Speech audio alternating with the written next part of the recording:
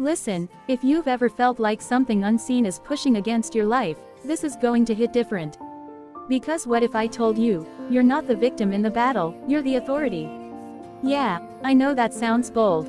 But stay with me. There was a time I used to think spiritual battles were about fear, about surviving, about hoping things don't get worse. You pray, you worry, you wait, and deep down, you're unsure if you even have power. But then something shifts. You realize, authority isn't noise. It's not shouting, it's not panic, it's knowing. And once you know who you are spiritually, everything changes. Let me break this down the way I wish someone broke it down for me. Demons, dark forces, negative spirits, whatever name you give them, they don't just respond to effort. They respond to authority. That's the difference. Effort says, I'm trying. Authority says, it is done. And here's the part most people miss.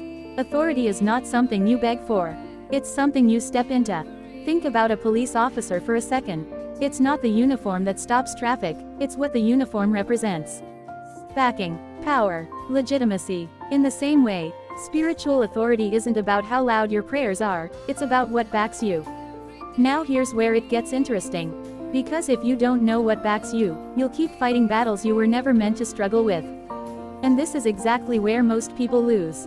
They're fighting from fear, instead of standing from authority. They're reacting, instead of commanding. And demons, listen carefully, they thrive on that confusion. But the moment you switch, the moment you stop negotiating with darkness and start commanding it, that's when everything begins to shift. You don't beg fear to leave, you tell it to go. You don't entertain negative thoughts, you shut them down.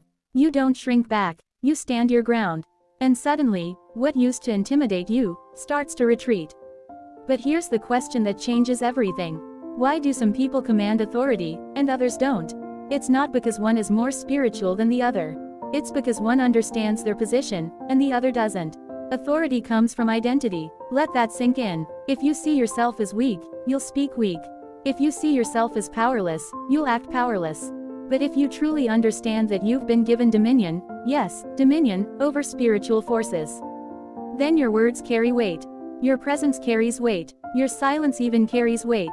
And this is where a lot of people get uncomfortable. Because stepping into authority means taking responsibility. It means you can't keep blaming everything around you.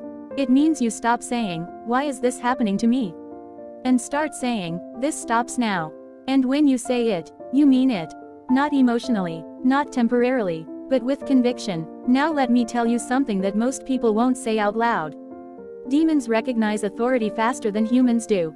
They don't argue long. They don't debate. They respond.